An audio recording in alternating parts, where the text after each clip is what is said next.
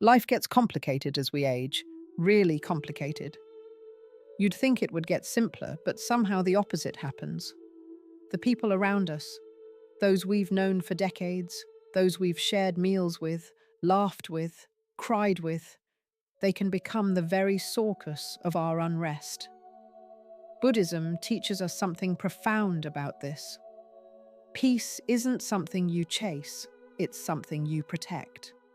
And sometimes, protecting your peace means making difficult choices about who stays in your life. Think about it. You've spent decades building relationships, investing time and energy into people you thought would be there forever. But here's what nobody tells you about aging. Not everyone deserves a seat at your table. Not everyone has earned the right to your peace. The Buddha himself understood this. He didn't spend his time with everyone who wanted his attention. He was selective, mindful. He understood that energy is finite, and where you invest it determines the quality of your life. The manipulator. When love becomes leverage. Sarah sat in her kitchen, staring at her phone. Again. The caller ID showed her daughter's name, and her stomach tightened. She knew what this meant. Another crisis, another favor, another guilt trip wrapped in family obligation. "Mum, I really need help with the mortgage this month."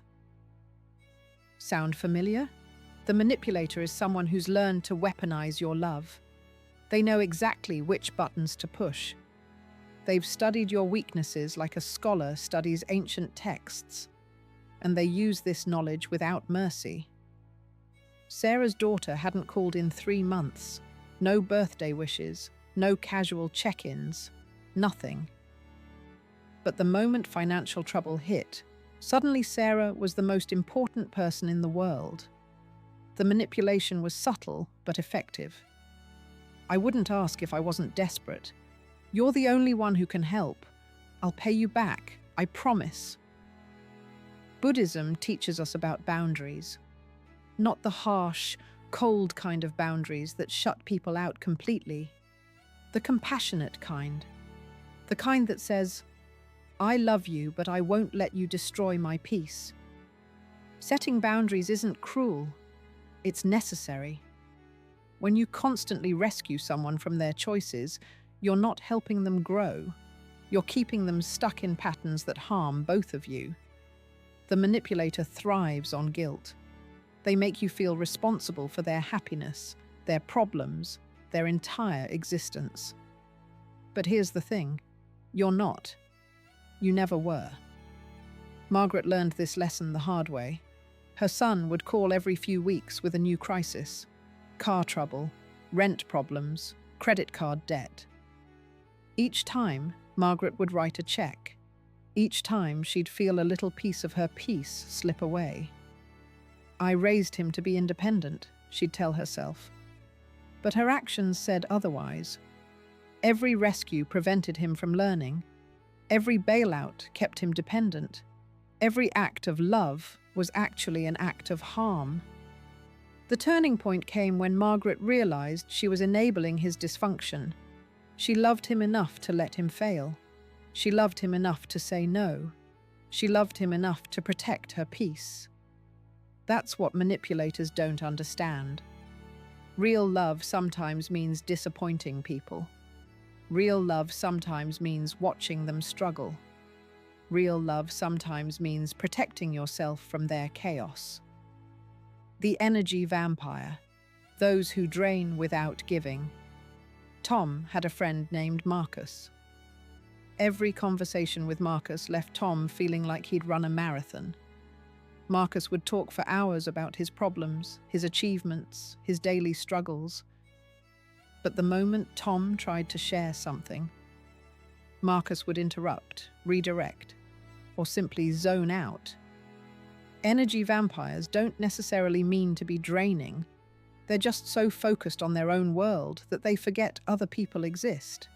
They consume your attention, your empathy, your time, and they give nothing back. In Buddhism, we learn about balance. Real relationships are like a dance. Give and take, speak and listen, support and be supported. When someone constantly takes without giving, the dance becomes a one-man show.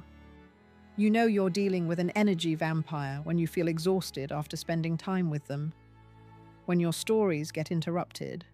When your problems seem insignificant compared to theirs. Marcus was a master at this. He'd call Tom with updates about his job, his relationships, his health concerns. The conversations would stretch for hours. Tom would listen patiently, offer advice, provide emotional support. But when Tom tried to share his own experiences, Marcus would suddenly remember something he needed to do. "Oh, that reminds me of when I..." became Marcus's favorite phrase. Every story Tom told became a launching pad for Marcus's own narrative. Every problem Tom faced became an opportunity for Marcus to one-up him with a bigger problem. The energy vampire feeds off your attention. They need constant validation, constant input, constant audience. They're not interested in genuine connection. They're interested in emotional consumption. Tom finally realized this during a particularly draining phone call. Marcus had been talking for 2 hours about his latest romantic drama. When Tom tried to share that he'd been diagnosed with diabetes, Marcus said, "Oh, that's tough.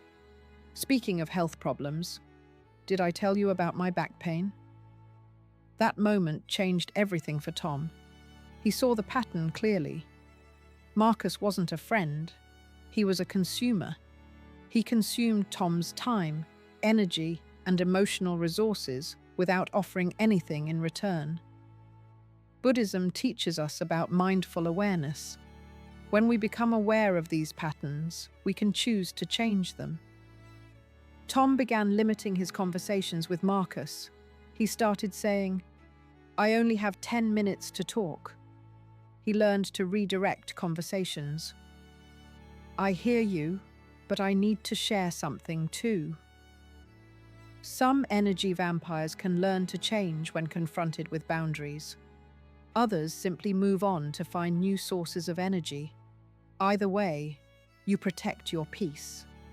The eternal critic, when nothing you do is right.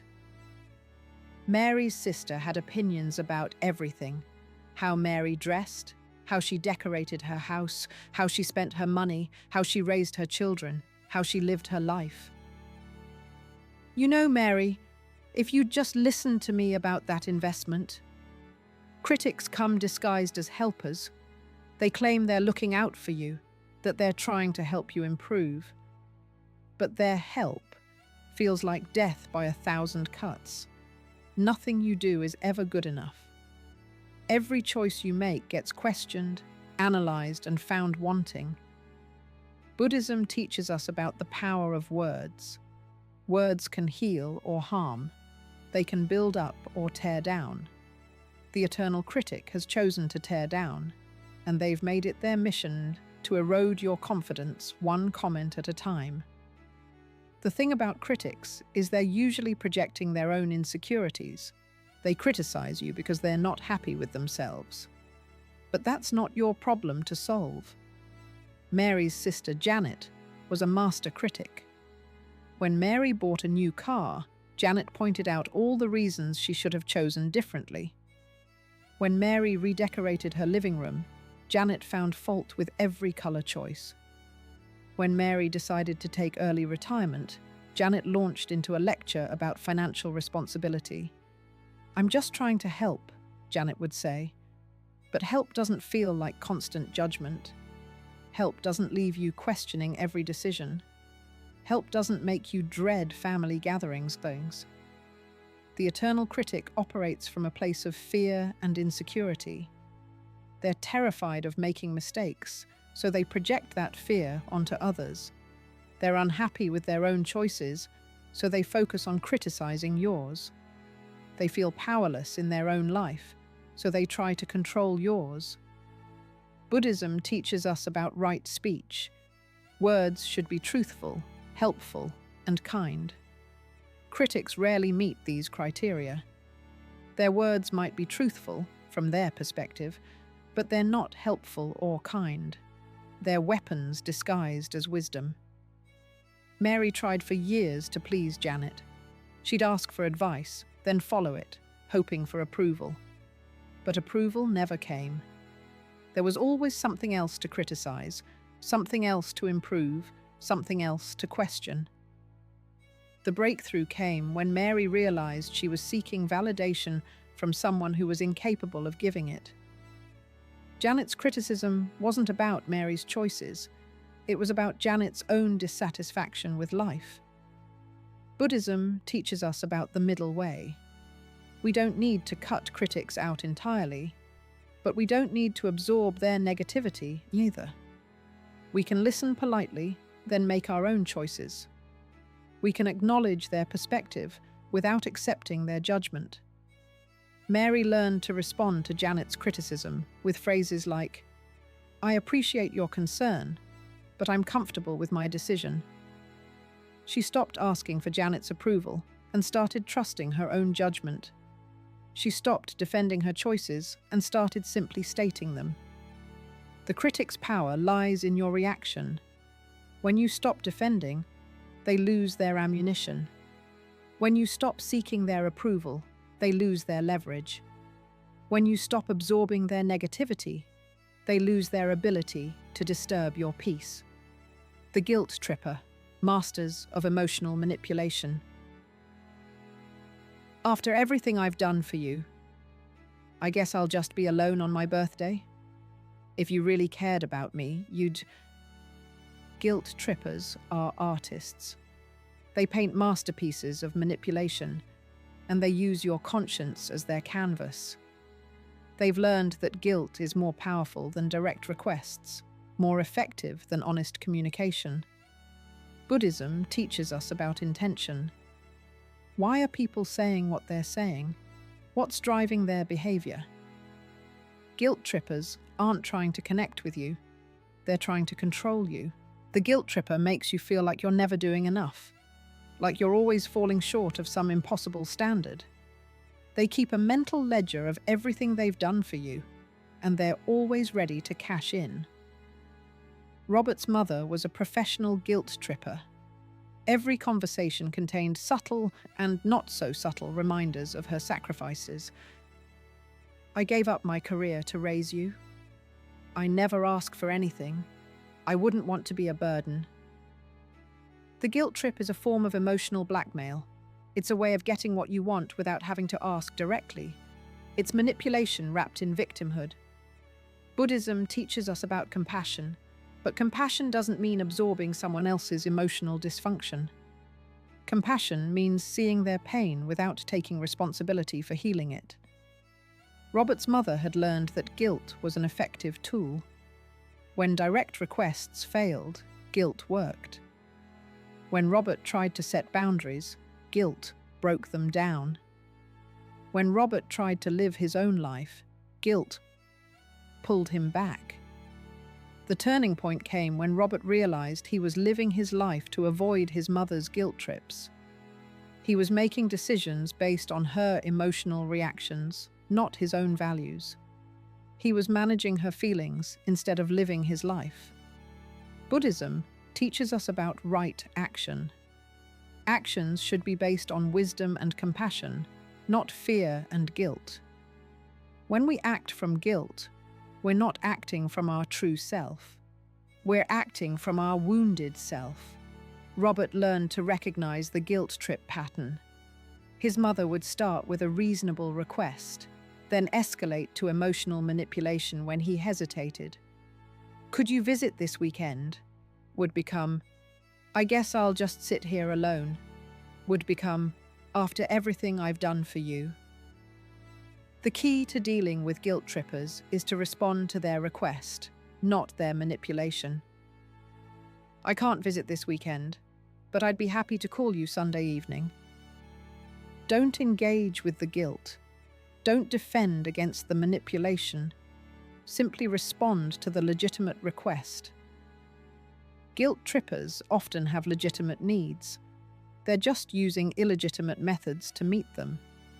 When you respond to their needs without rewarding their manipulation, you help them learn healthier communication patterns. The drama queen, when every day is a crisis. Linda knew someone who turned every minor inconvenience into a full-blown catastrophe. A delayed flight became a personal attack by the universe. A cold became a near-death experience. A disagreement with a cashier became grounds for calling the police. Drama queens are exhausting. They live in a constant state of crisis, and they expect you to join them in their emotional chaos. They feed off attention, off concern, off the energy of others rushing to help them through their latest disaster. Buddhism teaches us about equanimity, the ability to remain calm in the face of life's ups and downs. Drama queens are the opposite of equanimity. They're emotional tornadoes, destroying the peace of everyone around them. Linda's friend Patricia was a master of drama. Every phone call began with breathless urgency. "You won't believe what happened. This is the worst day of my life. I don't know what I'm going to do." The drama queen turns life into a soap opera. Everything is extreme. Nothing is routine. Every challenge is catastrophic. Every inconvenience is a crisis.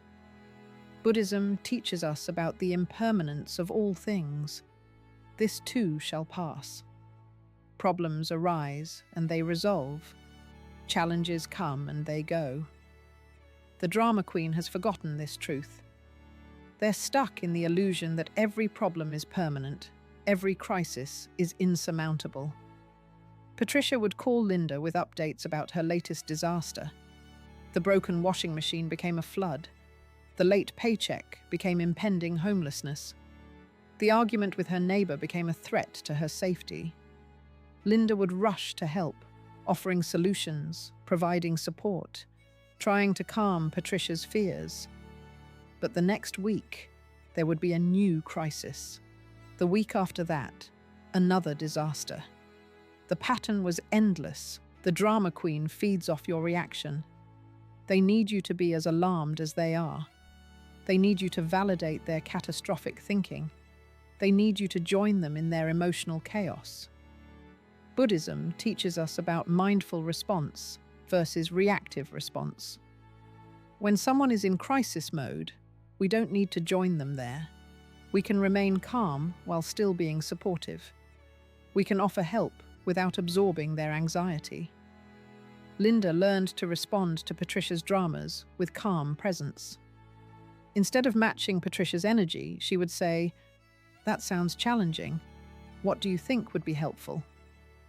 Instead of rushing to fix everything, she would ask, "What have you already tried?" The drama queen often has real problems. They're just processing them in dramatic ways. When you respond with calm stability, you help them find their own center. When you refuse to join their chaos, you model a different way of being. Some drama queens can learn to communicate more calmly when their dramatic presentations stop getting the desired response. Others will find new audiences for their performances. Either way, you protect your peace. The competitor, when everything becomes a contest. Some people can't just be happy for you. If you get a promotion, they got a better one. If you travel somewhere beautiful, they've been somewhere more exotic. If you're dealing with a health issue, theirs is worse. Competitors turn every interaction into a contest. They can't celebrate your victories because they're too busy trying to one-up you. They can't offer genuine sympathy because they're too focused on proving their situation is worse. Buddhism teaches us about mudita, sympathetic joy, the ability to be genuinely happy for others' success. Competitors have never learned this lesson. They see your happiness as a threat to their own. Helen had a friend named Joyce who turned every conversation into a competition. When Helen shared good news, Joyce would quickly shift the focus to her own achievements. When Helen shared struggles, Joyce would minimize them by comparing them to her own. Oh, you got a promotion? That's nice. I was just offered a position with even more responsibility. You think you're tired? Let me tell you about my schedule. You're having problems with your daughter. At least she still talks to you. The competitor operates from a place of insecurity. They're so focused on proving their worth that they can't see the worth in others.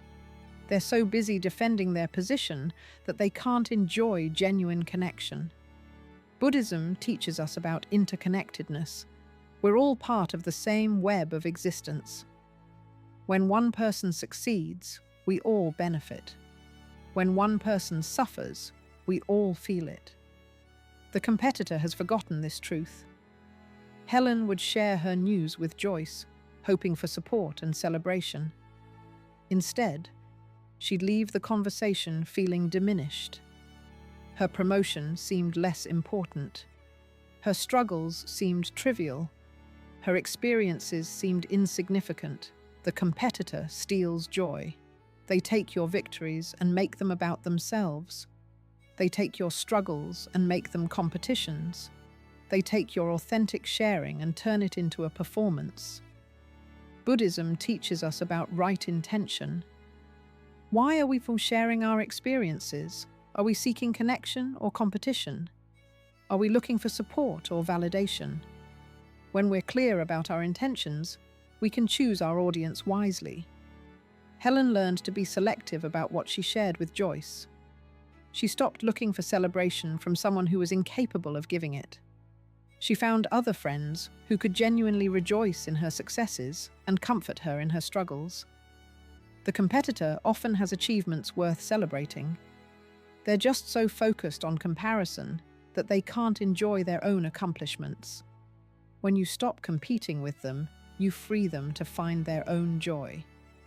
The boundary pusher, those who won't take no for an answer. But it's just this once. Come on, don't be like that. You're being too sensitive. Boundary pushers don't respect your limits. They see your no as a negotiation starting point. They push and push until you give in, just to make them stop. They make you feel guilty for having standards, for protecting your peace, for taking care of yourself. Buddhism teaches us that boundaries are acts of self-compassion. When you set boundaries, you're not being mean, you're being wise. You're protecting your energy so you can use it for good. The boundary pusher operates from a place of entitlement. They believe their needs are more important than your comfort. They believe their wants justify your discomfort. They believe their desires override your boundaries. Frank's brother-in-law was a boundary pusher. When Frank said he couldn't babysit, the brother-in-law would launch into a guilt trip about family responsibility. When Frank said he couldn't lend money, the brother-in-law would explain why this time was different. When Frank said he needed space, the brother-in-law would show up uninvited. No was not a word the brother-in-law accepted. Every boundary became a challenge. Every limit became a negotiation. Every no became the beginning of a longer conversation. Buddhism teaches us about the importance of self-care. We can't pour from an empty cup. We can't give what we don't have. We can't help others if we're not taking care of ourselves. Frank had learned to avoid confrontation. It was easier to give in than to deal with the pressure. It was simpler to say yes than to endure the guilt trip. It was less stressful to comply than to stand firm. But each time Frank gave in, he lost a little more of himself. Each compromised boundary weakened his resolve. Each yes when he meant no chipped away at his integrity. When the boundary pusher feeds off your discomfort with conflict, they know that most people will eventually give in to avoid the pressure. They use your desire for peace against you. Buddhism teaches us about right speech and right action. Sometimes right action means disappointing people. Sometimes right speech means saying difficult things. Sometimes protecting your peace means accepting conflict. Frank learned to say no and mean it. He stopped explaining his decisions and started simply stating them. He stopped defending his boundaries and started enforcing them. He stopped negotiating his limits and started maintaining them. The boundary pusher often backs down when they realize you're serious. They're used to people giving in, so they keep pushing. When you consistently hold your ground, they often find easier targets. The pessimist. When everything is always wrong, nothing is ever good enough for the pessimist. The weather's too hot, too cold, too humid. The food's too spicy, too bland, too expensive. The world's going to hell, young people are terrible, and everything was better in the old days. Pessimists are like black holes for positivity. They suck the joy out of every situation. They find problems where none exist and create drama where there should be peace. Buddhism teaches us about the power of perspective. How we see the world shapes how we experience it. Pessimists have chosen to see the worst in everything, and they want you to see it too. Gloria's neighbor was a professional pessimist. Every conversation was a litany of complaints. The government was corrupt. The economy was collapsing. The weather was getting worse. Young people were lazy. Nothing was as good as it used to be. The pessimist operates from a place of fear and negativity. They're so focused on what's wrong that they can't see what's right. They're so invested in their misery that they can't allow joy. Buddhism teaches us about the middle way. Life contains both suffering and joy, both challenges and opportunities, both problems and solutions. The pessimist sees only one side of this equation. Gloria would try to share positive news with her neighbor, hoping to lift her spirits. But every positive was met with a negative. Every success was followed by a but. Every joy was overshadowed by a complaint. "The flowers in my garden are beautiful this year," Gloria would say. "Well, enjoy them while you can," her neighbor would reply.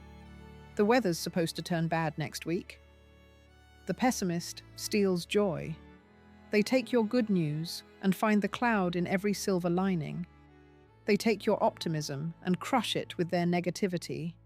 They take your peace and replace it with their anxiety. Buddhism teaches us about mindful awareness. We can choose what thoughts to entertain. We can choose what energy to absorb. We can choose what perspective to adopt. Gloria learned to limit her exposure to her neighbor's negativity. She would listen politely for a few minutes, then redirect the conversation or excuse herself. She stopped trying to convince her neighbor to see the positive and started protecting her own positivity. The pessimist often has legitimate concerns. They're just processing them in negative ways. When you refuse to join their negativity, you model a different way of being. When you maintain your positivity, you offer them a different perspective. The taker, those who only call when they need something. You know the type. They disappear for months, then suddenly they're your best friend when they need a favor. They only call when they want something. They remember your birthday when they need to borrow money. Takers are users. They see relationships as transactions. They invest in you only when they need a return. They're not interested in your life, your struggles, your victories. They're only interested in what you can do for them. Buddhism teaches us about genuine connection. Real relationships are built on mutual care, not mutual need. Takers have never learned this lesson. Edward had a cousin who was a classic taker. The cousin would disappear for months, then suddenly call with a crisis. He needed money. He needed help moving. He needed someone to watch his kids. He needed a place to stay. The taker operates from a place of selfishness. They're so focused on their own needs that they can't see the needs of others. They're so invested in getting that they forget about giving. Buddhism teaches us about reciprocity. Healthy relationships involve give and take. The taker only knows how to take. They've never learned the joy of giving. Edward would help his cousin because they were family, but the help was never appreciated. The favors were never returned. The relationship was never reciprocated. "I'll pay you back," the cousin would say, but payment never came. "I'll help you next time," he'd promise. But next time never arrived. "I really appreciate this," he'd claim. But appreciation was never shown. The taker feeds off your sense of obligation. They use your kindness against you. They exploit your generosity. They manipulate your compassion. Buddhism teaches us about wise compassion. Compassion doesn't mean being a doormat. Compassion doesn't mean enabling dysfunction. Compassion doesn't mean sacrificing yourself for others. Edward learned to recognize the pattern. His cousin would call with urgent needs, make promises he wouldn't keep, then disappear until the next crisis. The relationship was completely one-sided. The taker often has real needs. They're just not willing to give anything in return. When you stop giving without reciprocation, you force them to find other sources of support or learn to give as well as take. The gossip. When your business becomes everyone's business. Gossips are information addicts. They collect secrets like some people collect stamps. They promise to keep things confidential, then spread your business to anyone who'll listen. They thrive on drama, on secrets, on the power that comes from knowing things others don't. Trust is fragile. Once broken, it's almost impossible to repair. Gossips break trust as easily as they break promises. They turn your private struggles into public entertainment. Buddhism teaches us about right speech. Words should be true, helpful, and kind.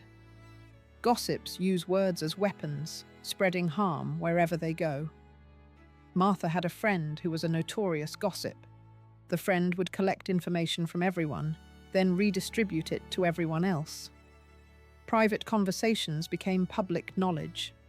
Personal struggles became neighborhood entertainment. The gossip operates from a place of insecurity and powerlessness. They feel important when they have information others don't.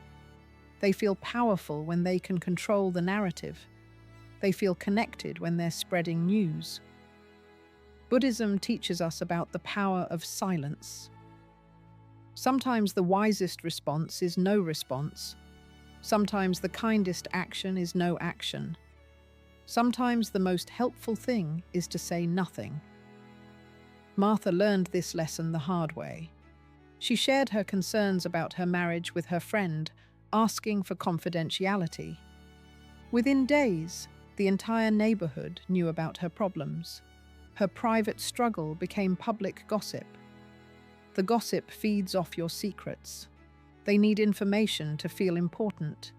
They need drama to feel alive. They need your private business to fuel their public conversations. Buddhism teaches us about trust and discernment. We can be loving and kind without being naive. We can be open and honest without being foolish. We can be compassionate without being vulnerable. Martha learned to be selective about what she shared and with whom. She stopped confiding in her friend and started seeking support from more trustworthy sources. She protected her privacy by being mindful of her sharing. The gossip often believes they're being helpful. They think they're keeping people informed. They believe they're providing a service. But their help creates more harm than good. The narcissist, when everything revolves around them, narcissists live in a world of one. They're the star of their own show, and everyone else is just background scenery. They can't empathize because they can't see beyond their own needs, their own desires, their own perspective. Conversations with narcissists are monologues. They talk about themselves endlessly, but the moment you try to share something, They lose interest. They're not listening to understand. They're waiting for their turn to talk. Buddhism teaches us about interconnectedness. We're all part of the same web of existence. Narcissists have forgotten this truth. They see themselves as separate from, and more important than, everyone else. Dorothy's ex-husband was a classic narcissist. Every conversation was about him, his achievements, his problems, his opinions, his needs. Dorothy's experiences were irrelevant unless they related to him somehow. The narcissist operates from a place of deep insecurity, masked by grandiosity.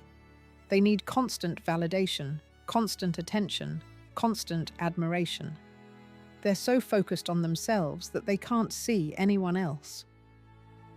Buddhism teaches us about the illusion of self. The ego is not who we really are. It's a construction, a story we tell ourselves. Narcissists are completely identified with their ego. They've forgotten their true nature. Dorothy would try to share her experiences with her ex-husband, hoping for connection. But every story she told became a launching pad for his own narrative. Every problem she faced became an opportunity for him to talk about his bigger problems. The narcissist feeds off your attention. They need you to be impressed by their achievements. They need you to be concerned about their problems. They need you to be focused on their needs. Buddhism teaches us about loving kindness. We can have compassion for narcissists without enabling their dysfunction. We can wish them well without sacrificing our own well-being. Dorothy learned to limit her interactions with her ex-husband. She would be polite but brief. She would be kind but not engaging. She would be civil but not intimate. The narcissist often has accomplishments worth celebrating. They're just so focused on themselves that they can't celebrate others. When you stop feeding their ego, you free yourself from their self-absorption. The victim. When nothing is ever their fault. Some people have turned victimhood into an art form. Nothing is ever their fault.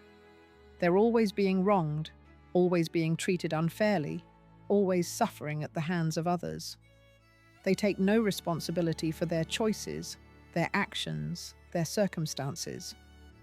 Victims are exhausting because they're stuck. They can't change because they refuse to see their part in their problems. They want sympathy, not solutions. They want rescue, not responsibility. Buddhism teaches us about karma, the law of cause and effect. Our actions have consequences. Victims refuse to accept this truth.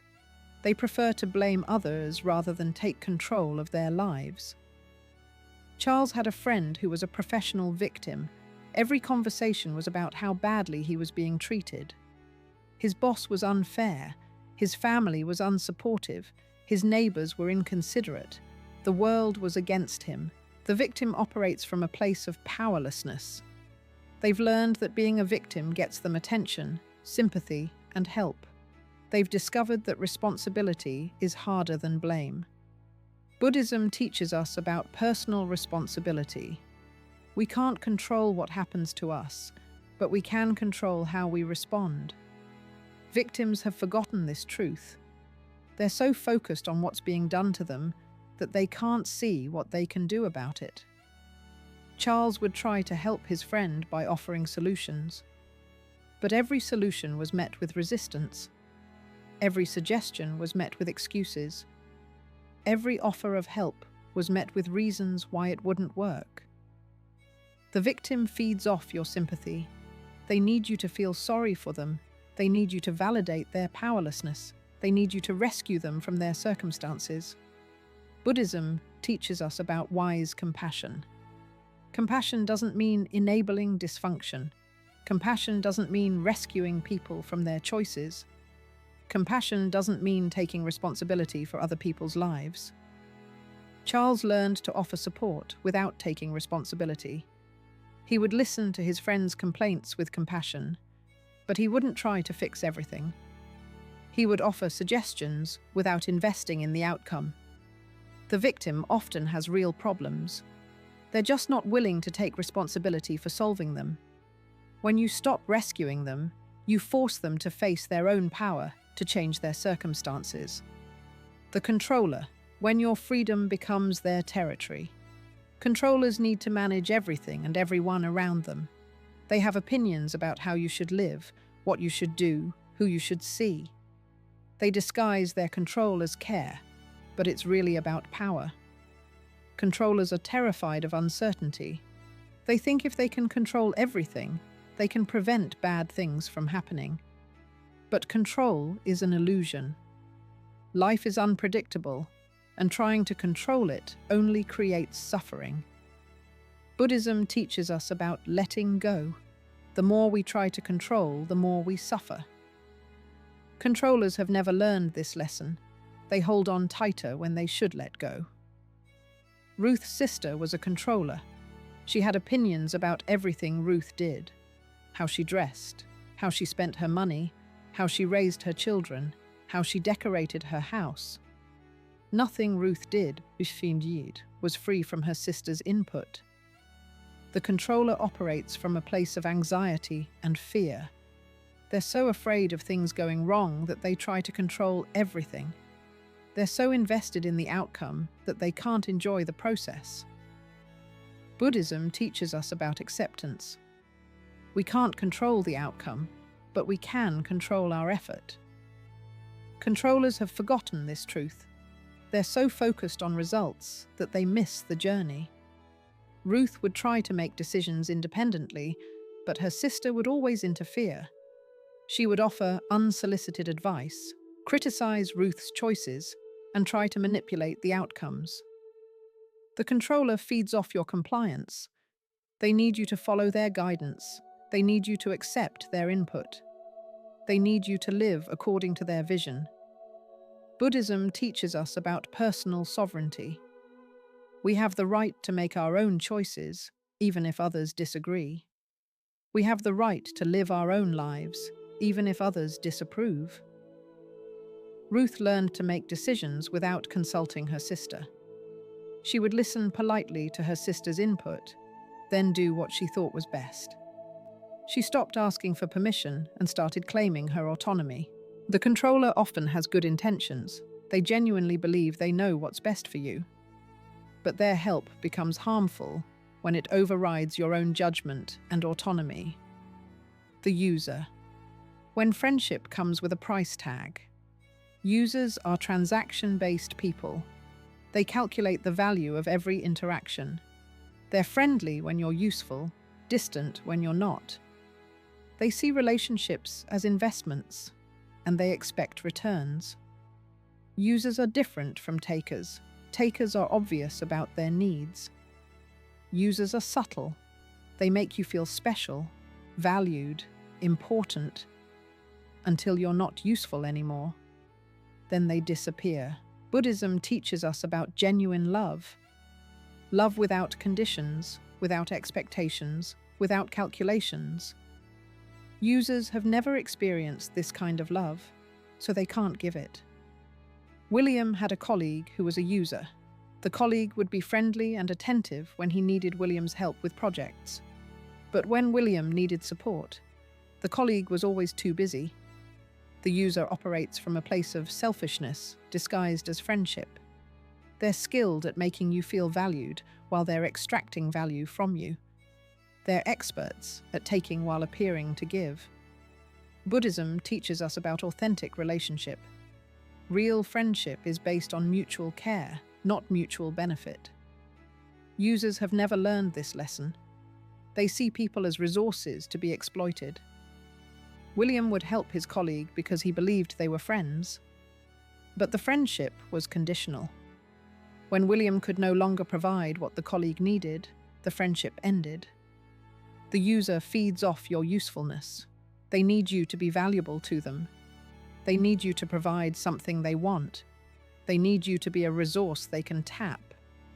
Buddhism teaches us about discernment. We can be kind and helpful without being naive. We can be generous without being exploited. We can be loving without being used. William learned to recognize the pattern. His colleague would be friendly when he needed something, distant when he didn't. The relationship was completely transactional. The user often has something valuable to offer. They're just not willing to give it without getting something in return. When you stop being useful, you discover the true nature of the relationship. As we age, we realize something important. Life is short. Too short to spend it with people who drain our energy, criticize our choices, or take advantage of our kindness. Buddhism teaches us that we're responsible for our own peace. We can't control others, but we can control who we allow into our lives. We can choose relationships that nourish us, that challenge us to grow, that bring out the best in us. This doesn't mean we become harsh or uncaring. It means we become wise. We learn to distinguish between people who deserve our energy and those who don't. We learn to set boundaries with love, to say no with compassion, to protect our peace without apologizing for it. The 14 types of people we've discussed aren't necessarily evil. They're just toxic to your peace. They're patterns of behavior that drain rather than nourish, that take rather than give, that create chaos rather than harmony. Buddhism teaches us that we can love people from a distance. We can have compassion for their struggles without becoming victims of their dysfunction. We can wish them well without letting them into our inner circle. Thanks for watching.